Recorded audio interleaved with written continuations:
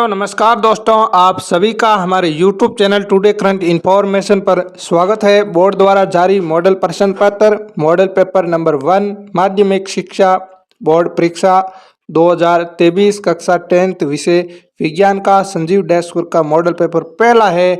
आज के सेशन के अंदर हम हल करने वाले हैं। इससे पहले हमने हिंदी और सामाजिक विज्ञान का एक एक मॉडल पेपर अपलोड कर दिया है। वह आपने अभी तक नहीं देखे हैं तो जरूर देखना प्लेलिस्ट के माध्यम से। इसके अलावा क्लास 6 से लेकर के 12 तक के विद्यार्थियों के लिए हमने एक टेलीग्राम ग्रुप बनाया है जिसका नाम है RBSC क्लास 6 से 12। उसको अभी तक आपने ज्वाइन नहीं किया है तो उसका लिंक डिस्क्रिप्शन के अंदर है और आपको इन सब की PDF है उस ग्रुप के अंदर है, मिल जाएगी। ठीक है साथियों, तो आज विज्ञान का पेपर हम हल करेंगे। इसके अलावा परीक्षा तक इम्पोर्टेंट मॉडल पेपर इस प्रकार और भी हम हल करवाते रहेंगे। आपकी परीक्षा 3 घंटे और 15 मिनट की होगी और पूर्णांक है वो 80 नंबर का होगा। ठीक है, और साइंस विषय के अंदर एक ऐसा विषय है साइंस, और जो विद्यार्थी ढंग से पढ़ता है वह पूरे में से पूरे नंबर भी प्राप्त कर सकता है, क्योंकि इसके लिए पढ़ने के लिए हमें क्या थोड़ी अच्छी सी मेहनत करनी पड़ती है। ठीक है, साइंस और मैथ के अंदर 100 में से 100 नंबर ला सकते हैं, लेकिन हिंदी के अंदर आप 100 में से 100 नंबर नहीं ला सकते हो, लेकिन हिंदी साइंस से सरल है। ठीक है, तो इस बात को ध्यान रखिए, अच्छी मेहनत कीजिए। इस वीडियो को अपने सभी दोस्तों तक शेयर जरूर करना।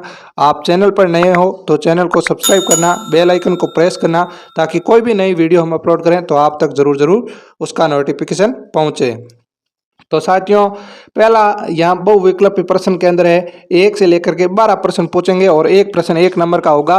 पहला प्रश्न हमें पूछा है कि मानव में फुफ्फुस यानी फेफड़े किस तंत्र का भाग है? तो इसका सही आंसर होगा आपके श्वसन है। फेफड़े किसके भाग है? श्वसन तंत्र के भाग है। दूसरा सवाल है निम्न में से कौन सा पादप हार्मोन है? तो यहाँ पर पहला है इंसुलिन, थायरोक्सिन, एस्ट्रोजन और ऑक्सिन। तो यहाँ पर दे ऑप्शन है, इसका सही आंसर है जो ऑक्सिन पादप है वो हार्मोन्स है। तीसरा सवाल है कौन से वैज्ञानिक को आनुवांशिकता का जनक कहा जाता है? तो आनुवांशिकता का जनक किसे कहा जाता है? मेंडल को कहा जाता है। ग्रेगर जॉन मेंडल को है आनुवांशिकी का जनक कहा जाता है। ठीक है, परीक्षा की दृष्टि से इंपॉर्टेंट सवाल है। चौथा सवाल है निम्नलिखित में से किस रसायन का उपयोग फोटोग्राफी में होता है? तो इसका सही आंसर है जो सिल्वर ब्रोमाइड है, ब्रोमाइड इसका है उपयोग है और फोटोग्राफी के अंदर होता है। नेक्स्ट है प्लास्टर ऑफ पेरिस का रासायनिक सूत्र कौन सा है? ये भी परीक्षा की दृष्टि से अति महत्वपूर्ण सवाल है। जो प्लास्टर ऑफ पेरिस का रासायनिक सूत्र है CaSO4 1/2H2O। ठीक है, तो ये है आपके प्लास्टर ऑफ पेरिस का रासायनिक सूत्र। याद भी रखना है और ऑप्शन के अंदर भी इस प्रकार से आपसे सवाल पूछे जा सकते हैं। आगे 6 नंबर सवाल है हमारा कि निम्न में से उत्कृष्ट गैस है? तो इसका है H2, H2, He और CO2। उत्कृष्ट गैस कौन सी है आपके? He है। ठीक है, नेक्स्ट है 7वां सवाल किस प्रकाशीय घटना के कारण पानी में रखी छड़ मूड़ी दिखाई देती है? यानी पानी के अंदर हम छड़ को रखते हैं तो मुड़ती हुई दिखाई देती है, तो वह किस प्रकाशीय घटना के कारण दिखाई देती है? तो इसका सही आंसर होगा अपवर्तन के कारण है। पानी में रखी छड़ है वो मुड़ी हुई दिखाई देती है। आगे सवाल संख्या 8 है हमारा कि स्वस्थ नेत्र के किस भाग पर वस्तु का प्रतिबिंब बनता है? ठीक है, तो स्वस्थ नेत्र के दृष्टि पटल पर है वो वस्तु है, किसी वस्तु के है क्या पड़ता है? प्रतिबिंब पड़ता है। नेक्स्ट है 9वां सवाल हमारा कि विद्युत शक्ति का SI मात्रक क्या है? तो विद्युत शक्ति का SI मात्रक आपसे पूछा जा रहा है, तो इसका सही आंसर क्या होगा? वाट है। क्या होगा? वाट। नेक्स्ट है 10वां सवाल निम्न में से कौन नवीनीकरण संसाधन है? तो नवीनीकरण संसाधन पूछे जा रहा है आपसे सौर ऊर्जा, कोयला, पेट्रोल और प्राकृतिक गैस। तो इसका सही आंसर होगा सौर ऊर्जा है और नवीनीकरणीय संसाधन है। 11वां सवाल है निम्न में से कौन आहार श्रृंखला का निर्माण करते हैं? तो इसका सही आंसर होगा जो आहार श्रृंखला है उसका निर्माण घास, बकरी तथा मानव करते हैं। अगला 12वां सवाल है, टिहरी बांध बना हुआ है। जो टिहरी बांध है वो किस नदी पर बना हुआ है? तो इसका सही आंसर होगा ये गंगा नदी के तट पर बना हुआ है। तो ये छोटे सवाल थे। अब आगे हमें रिक्त स्थान पूछे जाएंगे और लगभग ये आपके 6 रिक्त स्थान है और एक रिक्त स्थान 1 नंबर का है। पहला रिक्त स्थान है, कार्बन कार्बन एकल बंध युक्त यौगिक संतृप्त यौगिक या एल्केन कहलाते हैं। ठीक है। दूसरा है, परमाणु के किसी कोष में इलेक्ट्रॉन की अधिकतम संख्या ज्ञात करने का सूत्र क्या होता है? 2n² होता है। क्या होता है? 2n² होता है। नेक्स्ट है तीसरा कि दो तंत्रिका कोशिका के मध्य खाली स्थान को हम क्या कहते हैं? सिनेप्स कहते हैं। क्या कहते हैं? सिनेप्स कहते हैं। अगला चौथा है, ए व बी का नाम लिखिए। ये एक आपको सूत्र दिया गया है, इसको आपको नाम लिखना होता है। तो ए क्या है? क्लोरोफिल है और बी सूर्य का प्रकाश है। नेक्स्ट 5 के अंदर ये चित्र दिया है। उपरोक्त चित्र में प्रतीक चिन्ह विद्युत सेल अवयव के लिए प्रयुक्त होते हैं, प्लस और माइनस। ठीक है। अगला 6ठा सवाल है, विद्युत जनित जो आपके विद्युत जनित यांत्रिक ऊर्जा को है वो किस में? विद्युत ऊर्जा में बदलती है। जो विद्युत जनित यांत्रिक ऊर्जा है, ऊर्जा को किसके अंदर? विद्युत ऊर्जा के अंदर बदलती है। तो ये खाली स्थान 6 में से 6 नंबर आपको प्राप्त करना है। बिल्कुल जो छोटे प्रश्न है उसको आप सही ढंग से पढ़ करके जाना है। और अब अति लघुत्रात्मक प्रश्न है। इसके अंदर पहला सवाल पूछा है कि अवक्षेपण अभिक्रिया से आप क्या समझते हैं?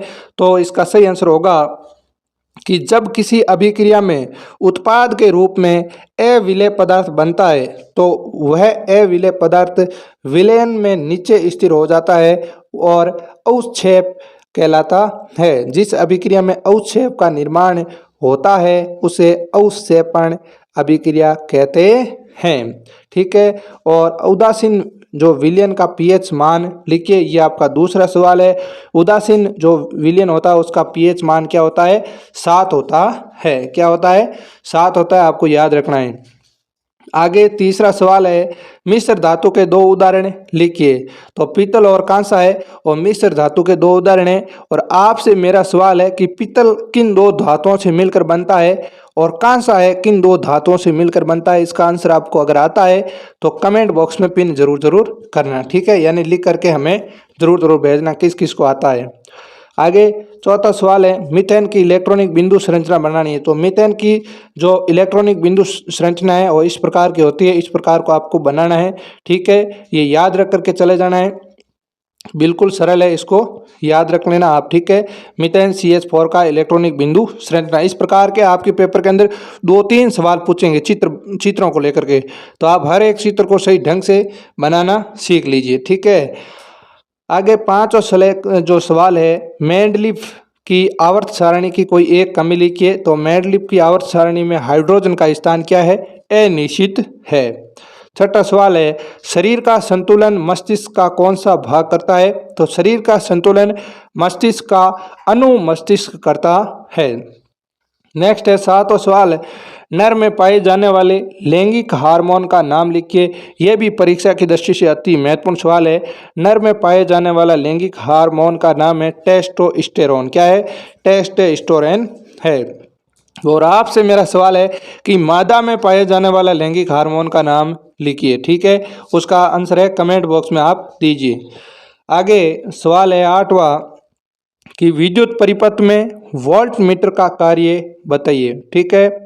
तो इसका सही आंसर है वोल्ट मीटर विद्युत परिपथ में 2 बिंदुओं के बीच संभावित अंतर या वोल्टेज को मापने का कार्य करता है। तो विद्युत परिपथ के अंदर वोल्ट मीटर का कार्य क्या है? 2 बिंदुओं के बीच में संभावित अंतर या वोल्टेज का मापन का कार्य करता है। कौन? विद्युत परिपथ के अंदर वोल्ट मीटर काम करता है। आगे 9 नंबर सवाल है, छड़ चुंबक के चारों ओर चुंबकीय क्षेत्र रेखाओं का चित्र बनाओ। तो छड़ चुंबक के चारों ओर चुंबकीय क्षेत्र का इस प्रकार से आपको चित्र बनाना है। ठीक है। ये किस प्रकार से इधर घूम रही है, इधर से इधर घूम रही है। ठीक है। इस प्रकार से आपको बनाना है। ये देख लीजिए, इधर से इधर जा रही है, जो इधर से आ रही है वो इधर आ रही है। ठीक है, इस प्रकार से छड़ चुंबक के अंदर है जो चुंबकीय क्षेत्रों की रेखाओं का चित्र आपको बनाना है। मैंने बोला था चित्र इस प्रकार के 2-3 आएंगे तो आप इन चित्रों को सही ढंग से बनाना सीख जाएं, ताकि आपको 5-6 नंबर चित्र बनाने के मिल जाएंगे। और चित्र ढंग से बनाओगे तो नंबर भी फोकट के मिल रहे हैं। तो इसके अंदर लिखना भी कुछ नहीं होता, चित्र बना के आना होता है। 10वां सवाल है, जीवाश्म ईंधन के 2 उदाहरण लिखिए। तो जीवाश्म ईंधन के 2 उदाहरण कौन से हैं? एक कोयला हो गया, एक प्राकृतिक गैस हो गया। ठीक है, 11वां प्रश्न है, ओजोन परत का एक लाभ लिखिए। ओजोन परत का हमें क्या लाभ मिलता है उसके बारे में लिखना है। तो आपको लिखना है कि ओजोन परत सूर्य से आने वाली पराबैंगनी विकिरण से पृथ्वी को सुरक्षा प्रदान करती है। ये पराबैंगनी विकिरण जीवों के लिए अत्यंत हानिकारक होती है। ठीक है, तो ओजोन परत के अंदर जो छेद होता है वो किस गैस के रिसाव के कारण हो रहा है, उसका भी अगर आपको आंसर आ रहा है तो कमेंट बॉक्स में लिखो। 12वां सवाल है, फ्लेमिंग की वाम हस्त नियम में अंगूठा किसकी दिशा को दर्शाता है? तो जो अंगूठा है चालक की गति की दिशा यानी चालक पर आरोपित बल की दिशा की ओर संकेत करता है। ये 12वें का सही आंसर है। आगे हमें खंड बे के अंदर है जो सवाल पूछे जाएंगे लघुत्रात्मक, और इसके अंदर आपको एक सवाल है वो 4 नंबर का है। तो पहला सवाल हमें पूछा है कि लोहे को जंग से बचाने के लिए 2 तरीके कौन कौन से हैं, इस पर आप थोड़ा टिप्पणी लिखिए या बताना है। तो पहला तरीका है लोहे पर तेल या ग्रीस लगाना चाहिए। ठीक है, क्या लगाना? लोहे पर तेल और ग्रीस लगाना चाहिए, और लोहे पर पेंट करके रखना चाहिए। लोहे के ऊपर आपको कलर कर देना चाहिए ताकि लोहे के अंदर जंग न लगे। तो ये तो सरल से सरल तरीके आप कर भी सकते हो। ठीक है, और हमारे दैनिक जीवन के अंदर भी हम इस प्रकार के कार्य हैं लोहे को जंग से बचाने के लिए करते हैं। आगे 5वां सवाल है, कार्बन के 2 अपर रूपों के नाम लिखिए। तो कार्बन के 2 अपर रूप कौन कौन से होता है? एक होता है ग्रेफाइट, एक होता है हीरा। कौन कौन से होते हैं? ग्रेफाइट और हीरा। और 6ठा सवाल मैंने कहा चित्र बनाने का आएगा, और आपसे पूछा जा रहा है कि मिसाइल की संरचना का चित्र बनाइए। और परीक्षा की दृष्टि से अति महत्वपूर्ण सवाल है ये, इस चित्र को आप सही ढंग से वो देख करके बना के आना है। ठीक है, तो मिसाइल का चित्र इस प्रकार से आपको बनाना है। 4 चित्र अब की बार आ चुके हैं, 1-1 नंबर के 2 और ये 2 नंबर का 4 नंबर के चित्र आ चुके हैं, और भी चित्र आएंगे। ठीक है, तो ये मिसाइल का चित्र है। आगे सवाल संख्या 7 है कि आवर्त सारणी में बाएं से दाएं जाने पर परमाणु त्रिज्या क्यों घटती है?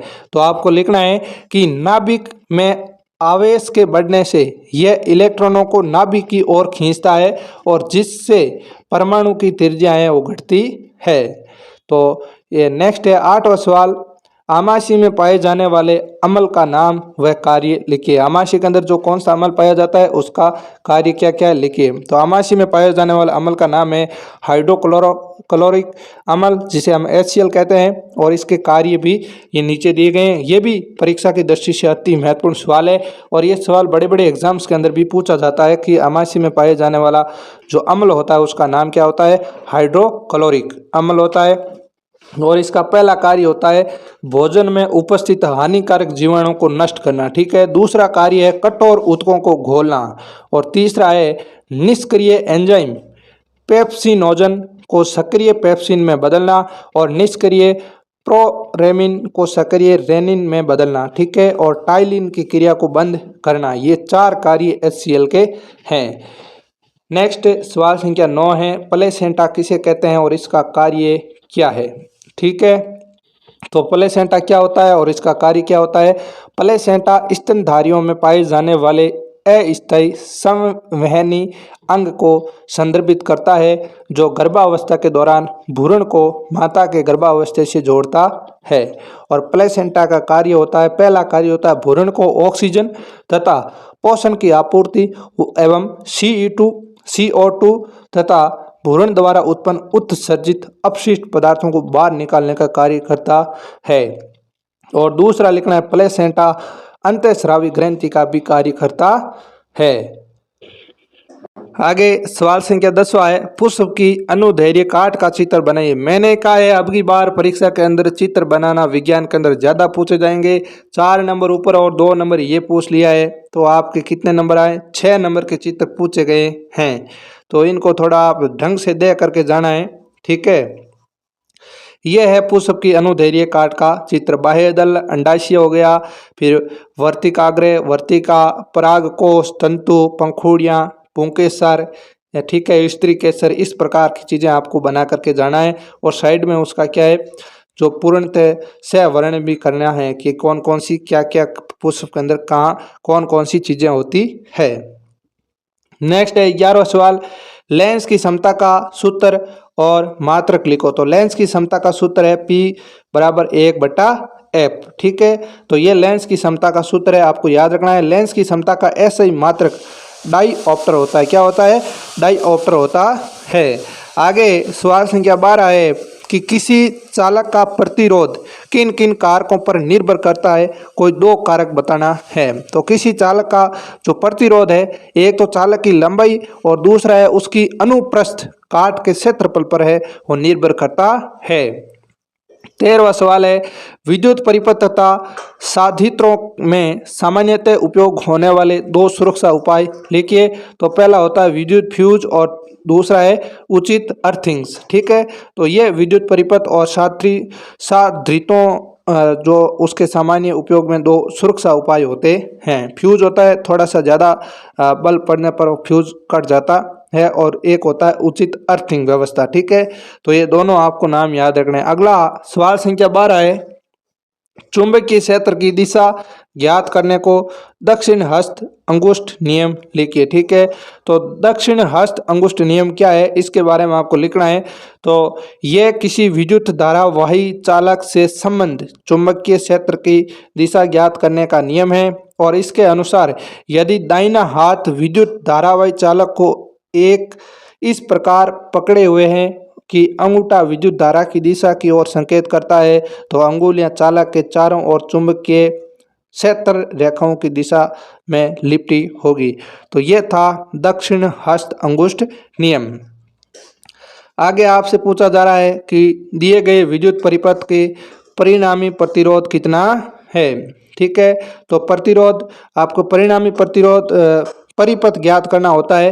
तो परिपथ में प्रतिरोध श्रेणी क्रम में संयोजित है, अतः श्रेणी क्रम के कुल प्रतिरोध R बराबर R1 प्लस R2, ठीक है। तो R बराबर 2 प्लस 2 बराबर 4 ओम है। सिंपल सा सवाल है, 2 नंबर मिल जाएंगे, ज़्यादा कुछ करना नहीं है, ठीक है। आगे सवाल है संख्या 16, ऊर्जा के नवीनीकरणीय और स्रोत और अनवीनीकरण स्रोत को परिभाषित करना है। परीक्षा की दृष्टि से महत्वपूर्ण सवाल है, आपको पढ़ करके जाना है। 100% परीक्षा के अंदर ये सवाल पूछा जा सकता है, और कई बार पहले ये सवाल आ चुका है। तो नवीनीकरणीय ऊर्जा स्रोत, तो यहाँ पर लिखना है ऊर्जा के नवीनीकरण ऊर्जा स्रोत वह है जो प्रकृति से निरंतर प्राप्त होते रहते हैं, जैसे जल ऊर्जा हो गई, पवन ऊर्जा हो गई, सौर ऊर्जा हो गई आदि। ये स्रोत बार बार उपयोग किए जा सकते हैं, ठीक है। और अनवीनीकरणीय ऊर्जा स्रोत वह होते हैं, वह ऊर्जा स्रोत जिनके भंडार सीमित हैं और जिनके पुनः स्थापित होने में लाखों वर्ष लगते हैं, उन्हें अनवीनीकरण ऊर्जा स्रोत कहते हैं। जैसे कोयला हो गया, पेट्रोल हो गया, प्राकृतिक गैस हो गया, ये इनके 3 उदाहरण हैं। ये सवाल परीक्षा की दृष्टि से अति महत्वपूर्ण है, इस पर आप स्टार लगा लीजिए। आगे 17वां सवाल हमसे पूछा जा रहा है, खंड 6 के अंदर है, और दीर्घ उत्तरीय सवाल के अंदर पूछा जाएगा कि जो वसा युक्त खाद्य पदार्थ को विकृत गंधिता से बचाने के क्या एक उपाय लिखना है, ठीक है। और एक उपाय इसके अंदर हमें लिखना है, तो इसका सही आंसर हो जाएगा 17वां के अंदर ए और 2 प्रश्न पूछे जा रहे हैं, ठीक है। ये छोटे छोटे सवाल है, एक प्रश्न 1 का होगा और एक प्रश्न 2 का होगा, ठीक है। CuO प्लस H2, ठीक है। Cu प्लस H2O में किस पदार्थ का अपचयन और किसका उपचयन प्रक्रिया हो रही है, इस पर आपको बताना है। तो पहले के अंदर ए का उत्तर होगा, अपचयित होने पर तेल व वसा विकृत गंदी हो जाते हैं तथा इनके जो उनके स्वाद और गंध बदल जाते हैं, और इससे बचने के लिए खाद्य सामग्रियों में प्रतिऑक्सीकारक मिलाए जाते हैं। क्या मिलाए जाते हैं? प्रतिऑक्सीकारक मिलाए जाते हैं। और इसके अंदर जो Cu का अपचयन हो रहा है और H2 का उपचयन हो रहा है, ये दोनों चीज़ें आपको याद रखना है। आगे सवाल संख्या 18 है, मानव के अग्नाशय ग्रंथि से निकलने वाले हार्मोन्स के नाम तथा कार्य लिखो और इनकी कमी से होने वाले रोगों के नाम भी लिखो। ठीक है, तो आपके मानव में अग्नाशय ग्रंथि से निकलने वाले हार्मोन का नाम क्या है? इंसुलिन। कौन क्या नाम है? इंसुलिन नाम है। और इंसुलिन हार्मोन का कार्य क्या होता है? तो आपको लिखना है, इंसुलिन रक्त में ग्लूकोज की सामान्य मात्रा को बनाए रखता है। ठीक है, और दूसरा कार्य है, यह यकृत में ग्लूकोज को ग्लाइकोजन के संश्लेषण के लिए प्रेरित करता है। और इंसुलिन की कमी से जो एक मनुष्य के अंदर कौन सा रोग हो जाता है? मधुमेह रोग हो जाता है। तो आपको याद रखना है, मानव के अग्नाशय ग्रंथि के अंदर कौन सा हार्मोन होता है? इंसुलिन होता है। इंसुलिन का कार्य क्या होता है? रक्त में है वो ग्लूकोज की सामान्य मात्रा को बनाए रखना और यकृत में ग्लूकोज को ग्लाइकोजन के संश्लेषण के लिए प्रेरित करना। और इंसुलिन की कमी से मानव के अंदर मधुमेह रोग हो जाता है। ठीक है, आगे 19वां सवाल आपसे पूछा है कि मानव में लिंग निर्धारण का जो समझाओ और इसका आरेख चित्र भी बनाओ। ठीक है, पहले लिंग निर्धारण को समझाना है, फिर इसका आरेख चित्र बनाना है। तो ये भी प्रश्न ज़्यादा तो नहीं है लेकिन काफ़ी हद तक पूछे जाने की संभावना है। मानव में लिंग निर्धारण XY प्रकार का होता है। मानव में कुल 23 जोड़े अर्थात 46 गुणसूत्र होते हैं। नर में 44 गुणसूत्र एलिंग गुणसूत्र होते हैं तथा 2 लिंग गुणसूत्र आपके X और Y होते हैं। स्त्री या मादा में भी 44 गुणसूत्र ऑटोसोम होते हैं तथा 2 लिंग गुणसूत्र X व X होते हैं। जब शुक्राणु बनते हैं तो 50% शुक्राणु यानी 22+X गुणसूत्र वाले तथा शेष 50% शुक्राणु 22+ आपके Y गुणसूत्र वाले होते हैं। जबकि स्त्री या मादा से सभी अंडों में 22+X गुणसूत्र होते हैं। संतान में कितनी लड़कियां तथा कितने लड़के होंगे, ये इस पर निर्भर करता है कि कौन सा शुक्राणु अंडू जो अंड में है वो निश्चित करता है। मानव में नर बच्चे का होना Y गुणसूत्र की उपस्थिति पर निर्भर करता है और एक शुक्राणु में केवल X या Y लिंग गुणसूत्र ही हो सकता है। ठीक है, अतः पिता का X और गुणसूत्र लड़कियों में तथा Y गुणसूत्र लड़कों में मिलता है। तो ये था आपके लिंग निर्धारण की प्रक्रिया। इस प्रकार से आपको चित्र भी बना देना है। ठीक है, नेक्स्ट हमारे आगे सवाल है 20वां कि दीर्घ दृष्टि दोष के निवारण के लिए कौन सा लेंस काम आता है। और बी ऑप्शन के अंदर हमें दे रहा है कि सूर्य उदय तथा सूर्य अस्त के समय सूर्य का रंग लाल क्यों दिखाई देता है, कारण बताना है। तो इसका पहले का उत्तर है कि दीर्घ दृष्टि दोष के निवारण के लिए उत्तल लेंस का काम आता है। कौन सा लेंस काम आता है? उत्तल लेंस काम आता है। और जो सूर्य है सुबह के टाइम में सूर्यास्त और सूर्योदय के समय लाल क्यों दिखाई देता है? यहाँ कुछ टाइपिंग के अंदर ज़्यादा दिख तो नहीं रहा है लेकिन आप इसको आंसर कर लेना। ठीक है, मैं PDF भेज दूंगा, थोड़ा संशोधन करके वापस भेज दूंगा। ठीक है साथियों, आगे आपसे जो आपके खंड ब 21वें के अंदर बड़े प्रश्न आ रहे हैं 4 नंबर के, इसके अंदर पूछा जा रहा है वो आपके वितरण चूर्ण का रासायनिक सूत्र का कोई एक उपयोग लिखना है और बेकिंग सोडा का रासायनिक सूत्र का उपयोग और अम्ल व सार में अंतर लिखना है। ठीक है, इसकी PDF आपको ग्रुप के अंदर मिल जाएगी, आप इसे ग्रुप को ज्वाइन जरूर करना। अब आपसे ये सवाल एक अथवा के अंदर फोकट का ही पूछा जा रहा है कि निम्न सुमेलित करना है कि कौन से के अंदर कौन कौन सा अम्ल पाया जाता है। ठीक है, तो संतरा के अंदर कौन सा पाया जाता है? आपके सिट्रिक अम्ल पाया जाता है। आंवला के अंदर आपसे पूछा जा रहा है तो आंवला के अंदर एस्कॉर्बिक अम्ल पाया जाता है। और नेटल का डंक, ठीक है, इसके अंदर कौन सा अम्ल पाया जाता है? जो मेथेनाइक अम्ल पाया जाता है। और इमली के अंदर टार्टिक अम्ल पाया जाता है। ये आपको लिखना है। धावन सोडा का रासायनिक सूत्र Na2CO3 आपके 10H2O, ये होता है धावन सोडा का रासायनिक सूत्र। और इसका उपयोग भी लिख देना, जल की स्थायी कठोरता को हटाने के लिए धावन सोडा का उपयोग किया जाता है। और इसका उपयोग बोरेक्स जैसे सोडियम यौगिक के उत्पादन में होता है। ठीक है साथियों, इसकी सारी PDF है हमारे ग्रुप के अंदर भेज दी जाएगी, आप इन्हें थोड़ा देख लेना, ठीक है। ज़्यादा आप चित्र बनाना सीखिए क्योंकि इस पेपर के अंदर चित्र ज़्यादा आ रहे हैं और चित्र लगभग आपके 10 नंबर के चित्र पूछे जा रहे हैं। तो चित्रों पर आप थोड़ा सा ज़्यादा से ज़्यादा ध्यान दीजिए और निश्चित रूप से साइंस के अंदर 100 में से 100 नंबर ला सकते हो। और पास होने के लिए तो आपसे लगभग 30 से 40 नंबर तक छोटे सवाल पूछे जा रहे हैं क्योंकि सवालों का जो विभाजन कर रखा है वहाँ खंडों के अंदर कर रखा है। पहले जैसे 3 नंबर का सवाल है तो हमारी टाइम में 3 नंबर का सवाल पूरा आता था और आपके समय क्या है, खंड बना दिए ए और बी, और ए और बी के अंदर पहले एक छोटा सवाल पूछा जा रहा है, फिर थोड़ा सा बड़ा सवाल पूछा जा रहा है। तो ये आपके साथ प्लस पॉइंट है, आप इसको बिल्कुल थोड़ी सी अगर अच्छी तरीके से तैयारी करोगे तो अच्छे नंबर साइंस के अंदर आप प्राप्त कर सकते हो। तो साथियों, ये वीडियो आपको कैसा लगा है? अगर अच्छा लगा है तो अपने दोस्तों तक इस वीडियो को शेयर करना, वीडियो को लाइक करना और हमारे चैनल पर आप पहली बार आए हैं तो चैनल को सब्सक्राइब करना, बेल आइकन को प्रेस करना ताकि आने वाली कोई भी वीडियो है उसका आपका नोटिफिकेशन आप तक पहुँच जाए। तो साथियों, अपने माता पिता का, गुरुजनों का, किसानों का और सैनिकों का सम्मान करना। साथियों, आज के लिए इतना ही, मिलते हैं अगले सेशन में, तब तक के लिए धन्यवाद। जय हिंद, जय भारत।